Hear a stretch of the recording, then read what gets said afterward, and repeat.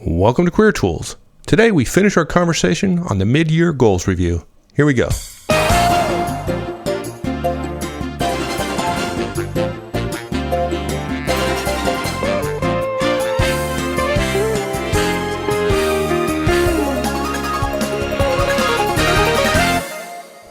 All right, then. So we've done our first half review. Right.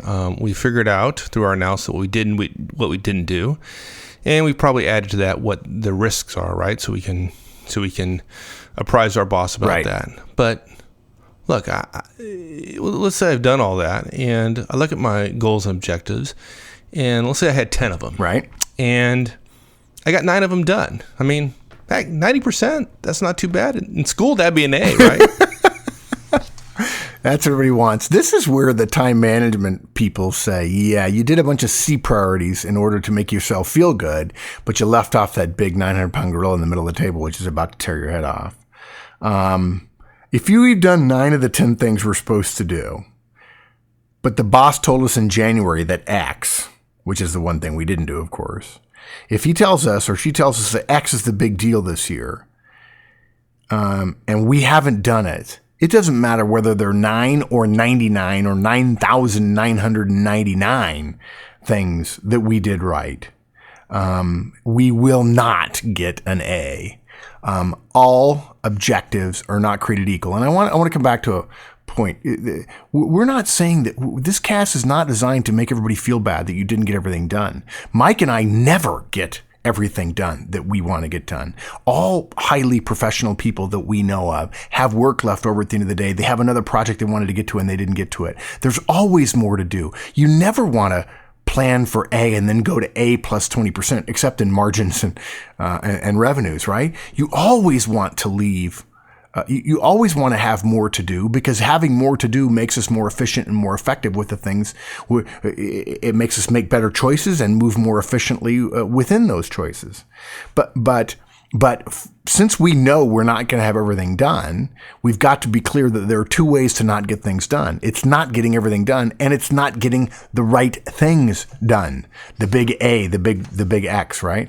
We can't. So our point is really, you can't simply do a quantitative analysis. In other words, I got 9 out of 10 things done.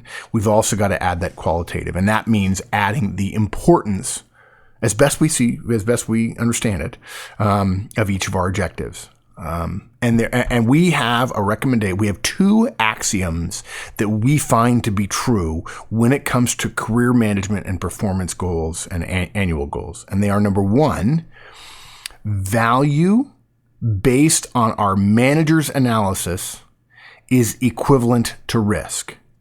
In other words, we've got to be willing to see these things we're responsible for from our boss's perspective. And this is the key. The poorer we perform on his or her high value issues, the greater our risk. Okay. Value based on our manager's analysis is equivalent to risk. Okay.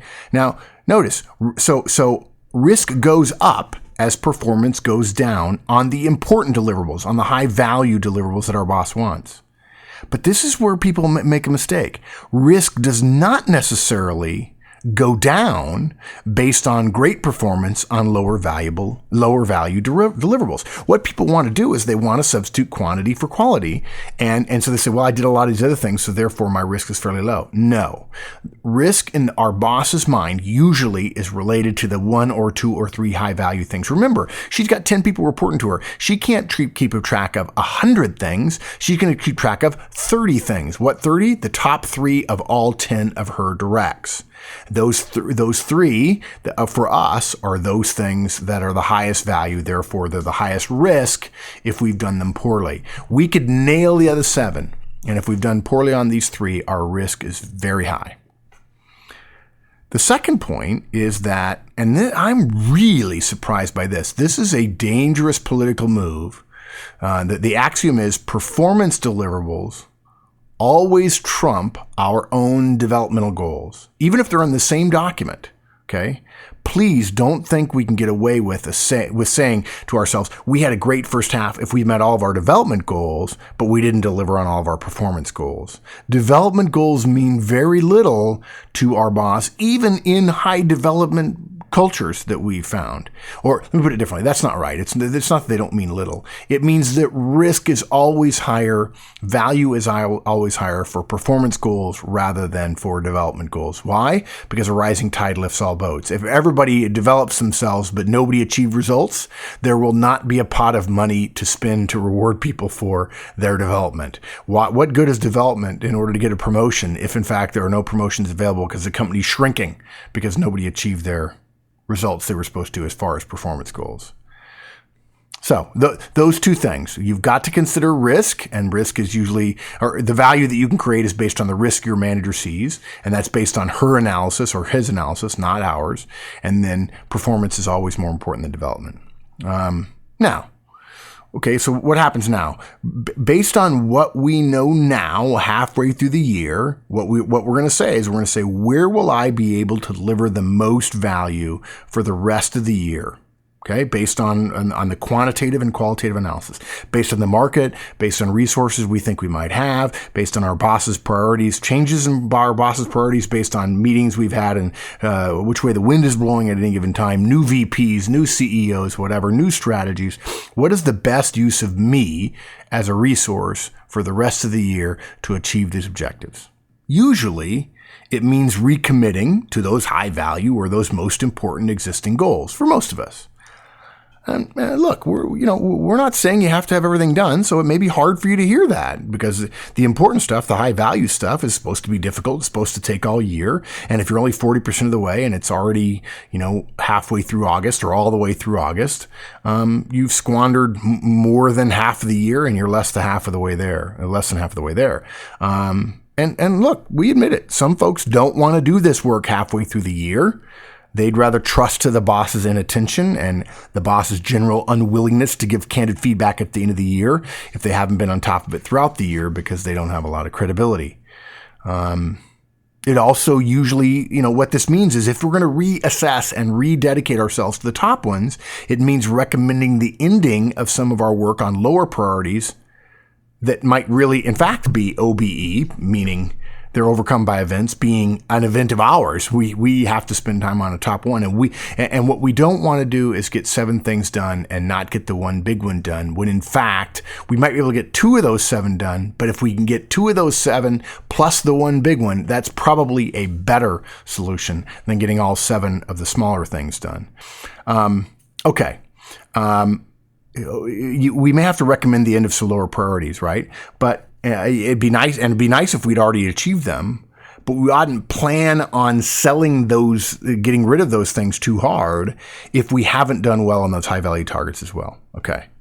Now, the big question for most managers in our experience at this step is, as we consider how to reallocate time and energy in Q3 and Q4, is whether to recommend a lessening of the goal on one or more of our big priorities. In other words, a scope change, or perhaps a timing change. Or whether you say, okay, I know I can't change the scope of the timing, and so this effort is going to be Herculean, but I'm going to do it. But our recommendation is this: embrace reality. Take your medicine now. Make a recommendation, even if it makes you look bad, that will allow you to accomplish what you set out to accomplish by the end of the year. You may be told no, okay, and then you're going to have to do what you have to do.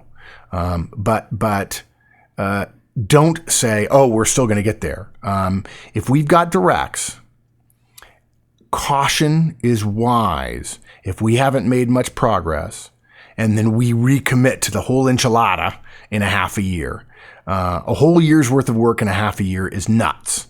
We're unlikely to achieve it, and it's dangerous to us next year because people are going to feel, the old death march thing. If you go on a death march, it better be because the goal is non-negotiable. Otherwise, you probably won't be there. So be willing to say, I don't think I'm going to make it. This is what I can do. Your boss may come back and say, nope, I want you to do it. Okay, that's fine. Then you have an opportunity to do it. But heaven forbid you don't believe you can do it, and then you say, I'm going to do it, I don't know how. And the boss says, oh, okay, great. Well, that's probably not smart. Okay, I get it, and I agree with everything you've said so far. But, let's be honest. The year goes by. We're 6 months into it. Right. And other opportunities came up, things that are more important, things that could deliver value to the business. So yeah, sure, it's funny. Everybody wants to say, well, this was OBE. Well, what was it OBE by? Oh, this other thing. Oh, so in other words, something new came up that you decided you'd work on rather than this other stuff that we agreed to at the start of the year would be non-negotiable, right? Well, the world changed. Yeah, it's entirely possible that the world is different now than it was 6 months ago. In fact, it's not just possible, it's a dead bang certainty, right? We have to ask the classic professional question. What is required of me today or now that wasn't required of me at the beginning of the year? This is just an echo of Drucker's general guidance to all executives to do what is required of us rather than what we're good at or what we'd like to do. It's not enough to just change what we already agreed to, or if we've done it well, add to existing areas.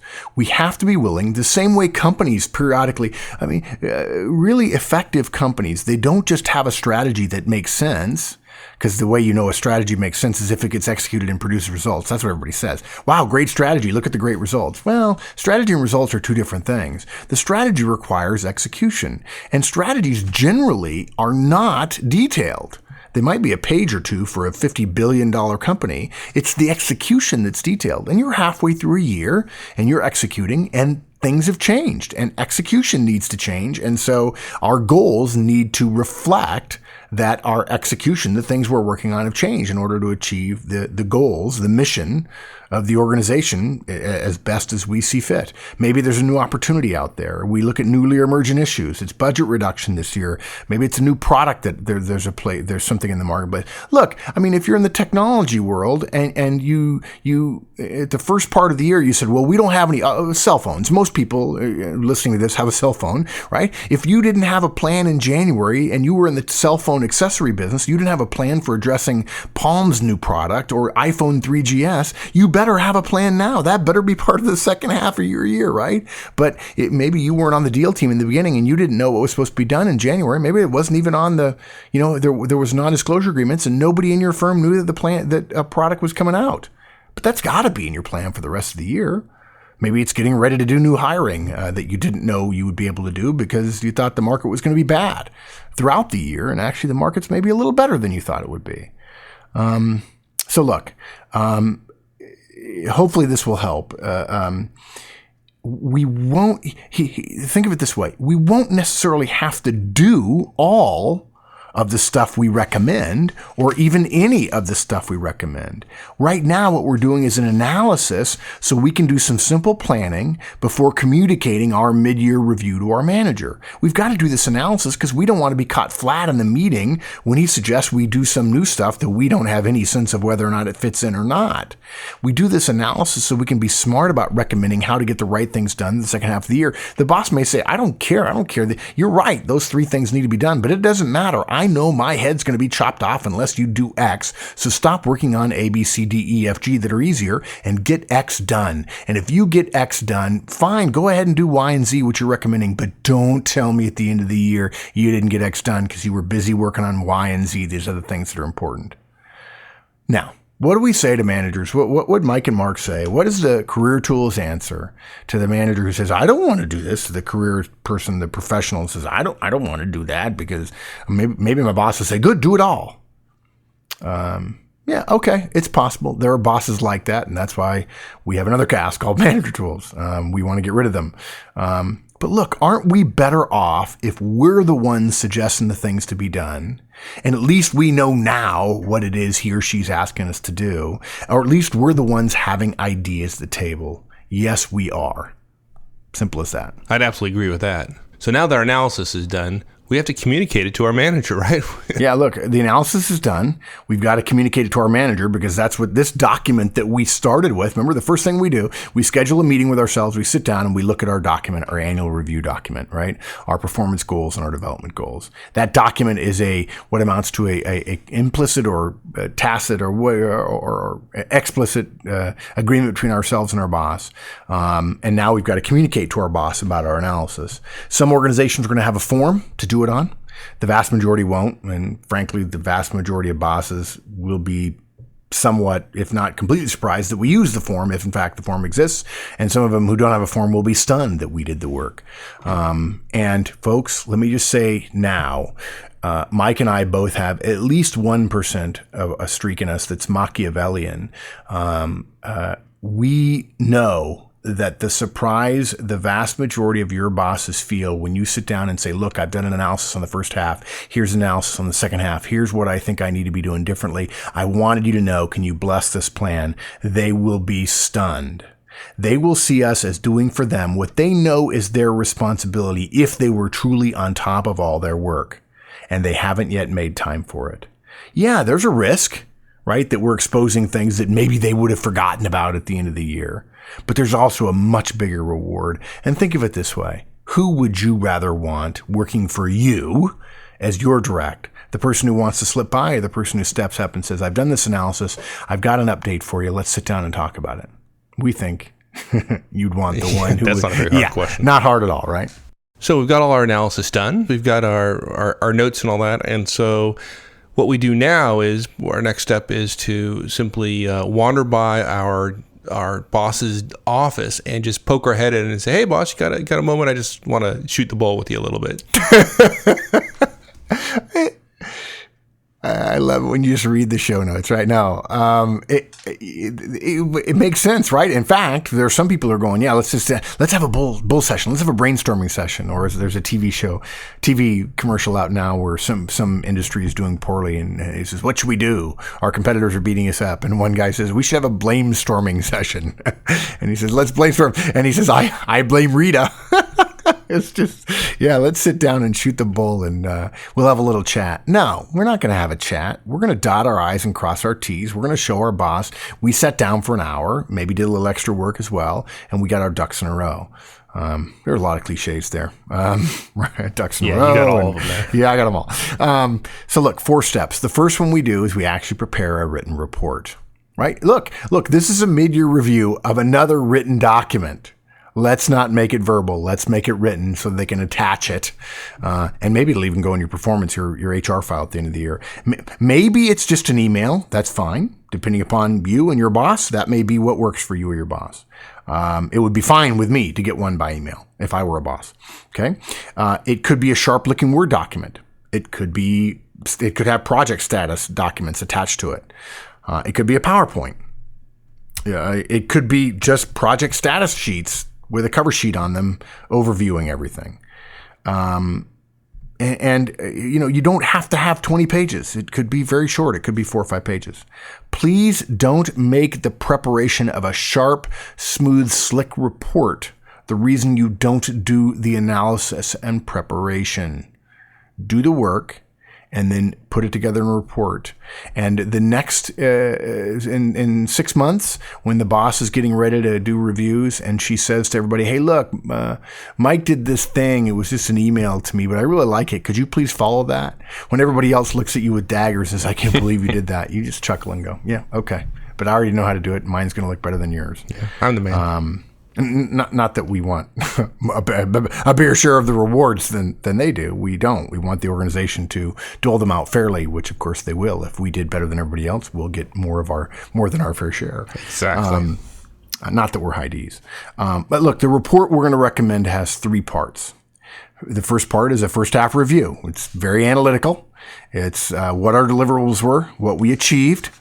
The primary focus is reporting on what happened, not justifying, not the why. The more we justify, the more the report will appear as a sales and a career management tool rather than a deliverables report. If you're seen as selling the first year, you're going to be perceived as having low credibility in planning out the second half of the year. Yeah, exactly. You don't want the story to seem like it's all geared toward making excuses for why you didn't hit the first half goals and objectives. We can show the why of some of our misses, but we recommend this be less about the reasons and more about the facts in the first part. Okay? The second part is recommended changes, and that's where we suggest changes to the existing objectives. Hey, look, you said you wanted X. I'm only 40% of the way there. Here's the scope and timing changes I think I need, or here's what the project plan is for the remainder of the year for X, whether there's scope or scope or timing changes or not. And then the third part of the report is any new deliverables, any new efforts that we recommend. We're going to talk about those, and we're going to make a case for them based on, obviously, the previous part of the year and new data that we have about the market and the industry and the boss and the VP and everything else. Just 3 parts. Nothing. It's not rocket science. Well, do I share the information with them before the meeting, or should I, hold it? Send an email. Attach the report to the email. Don't I want to surprise them? Why give it to them in advance, right? Why tell them? Yeah. I mean, it's funny. We're not going to give our boss this thing in advance, and yet we're going to flip around when we do a manager tools cast, as we did 4 years ago, and say, but as a manager, you have an obligation. We believe it's the most effective professional way to give everybody their review the night before so they have a chance to review it and prepare for an effective meeting. Are we trying to schmooze people, or are we communicating professionally? If we're communicating professionally, we attach the report so that our boss can have a chance to read it. We're not going to fall into the trap of wanting to be dramatic with our bosses and tell a story to make ourselves look good. That's part of the selling thing, and you got to be careful about that. This has to be more factual. There's nothing wrong with perceptions. There's nothing wrong with a little bit of massaging. There's nothing wrong with a little bit of persuasion when we talk about the second half of the year, but don't try to rewrite history. Okay, that's not what we're doing here.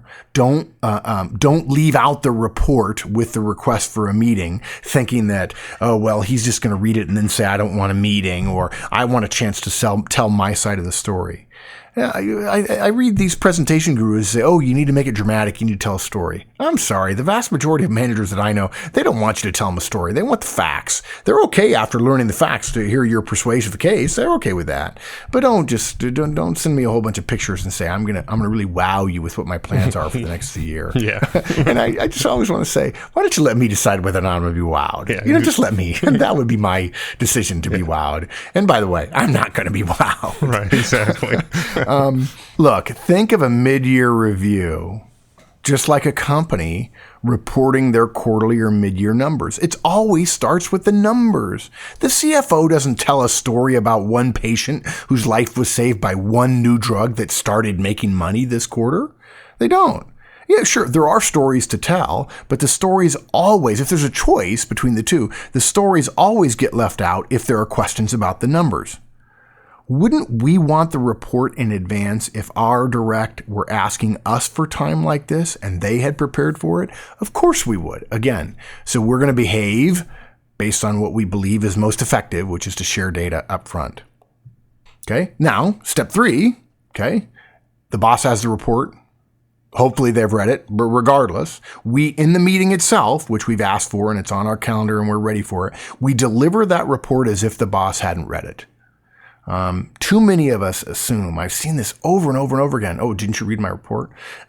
Too many of us assume our boss will have read the report. Then we underprepare, thinking, oh, we're both going to know everything we need to know. And then we get disappointed when they indicate they haven't read the report. Look, and it's completely reasonable if you're a boss to ask for a report in advance and not read it, because what you're saying is, I'm not going to give you my time unless you've taken the time to prepare, so you're not going to waste my time.